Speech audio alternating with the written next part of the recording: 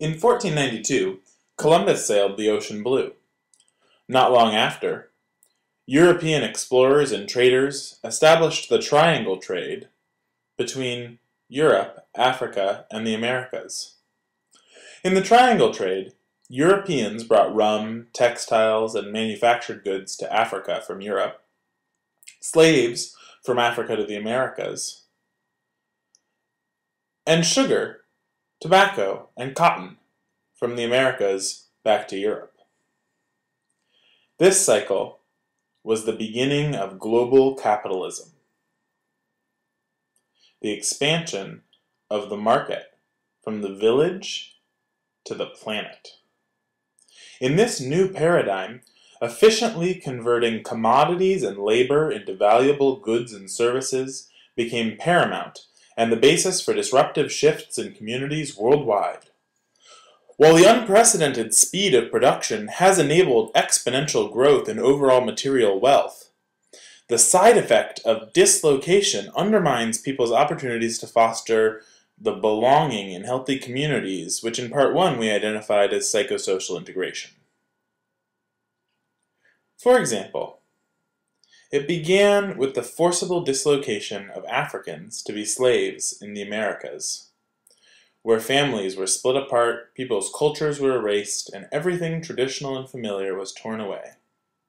At the same time, Native Americans were systematically killed and moved west, forcibly pushed from their homelands and stripped of their ways of life to make room for immigrants pouring in from Europe, who were escaping oppressive economic, political, and religious regimes back home.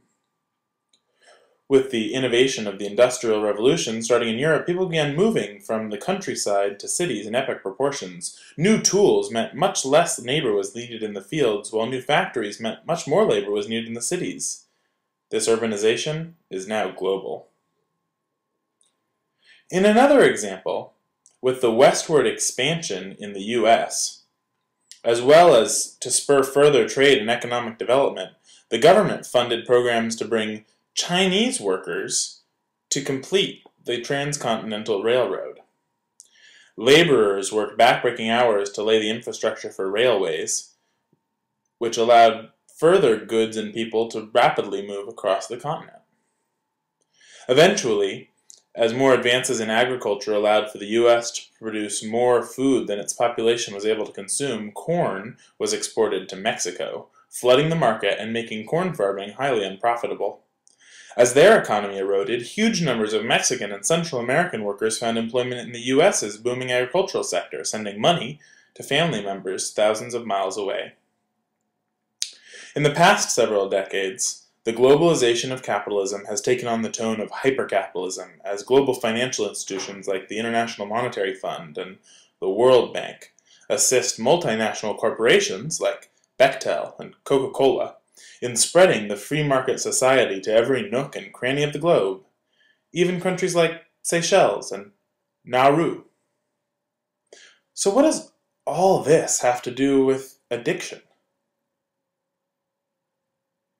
Bruce Alexander, in his book, The Globalization of Addiction, posits that because addiction is not caused by demon drugs or morally inferior people, it is today an adaptation to the growing, sustained dislocation that hypercapitalism inevitably produces.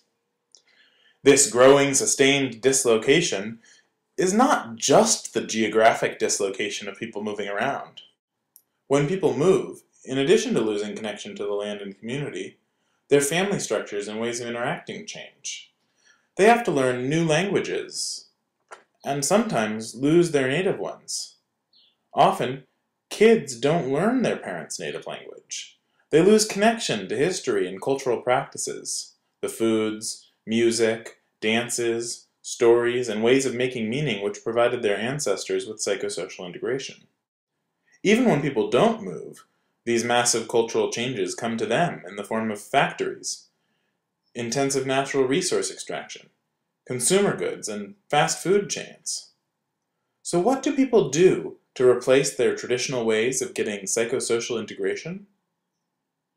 As we saw in Part 1, some people adapt by using drugs and alcohol, the substances that we traditionally associate with addiction. But have you ever heard someone say, "I'm addicted to Facebook," or "I'm addicted to YouTube," or "he's a workaholic"? New kinds of addictions proliferate in modern free market culture. Bruce Alexander says, "At the same time that the free market dislocates people, it proffers pseudo-solutions for the misery of dislocation.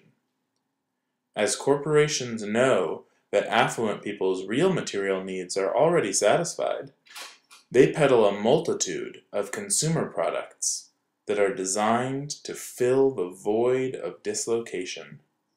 Enormous houses, fashionable clothing, personal beauty products, lottery tickets, electronic games and gadgets, gas-guzzling cars, sexual enhancements, weight loss schemes, and on and on." Now, in a world where labels are markers of status and belonging, people experience a type of pseudo-community based on the cars they drive, the coffee they drink, and the shoes they wear. Material possessions replace affiliation with tribes and religious communities. According to the scholar Robert Granfield, in the US in the 1990s, cigar smoking became increasingly popular due to the elevated status associated with it. As one comedian said, people smoke cigars because they're unable to fit a BMW in their mouths. Is this what we want? Many people don't think so. For many years, people noticing the harm of addiction have attempted to stop it. People have tried 12-step anonymous programs, individual and group therapy, intensive rehab, passing laws that prohibit certain substances, incarceration, medication, and fear tactics and moralizing. In Vancouver, Canada, the official policy combining all of these approaches is known as the 4 pillars: prevention, treatment, harm reduction, and enforcement. But nowhere have any of these strategies solved the problem of addiction. So far, while most of the strategies they've used have been helpful for some individuals, none of these attempts to address addiction work for everyone, and none has been able to treat the global increase in addiction. In order to do that, we will need a 5th pillar that addresses the spiritual costs of the dislocation generated by hypercapitalism. Next, we must look at ways that communities are beginning to construct this 5th pillar.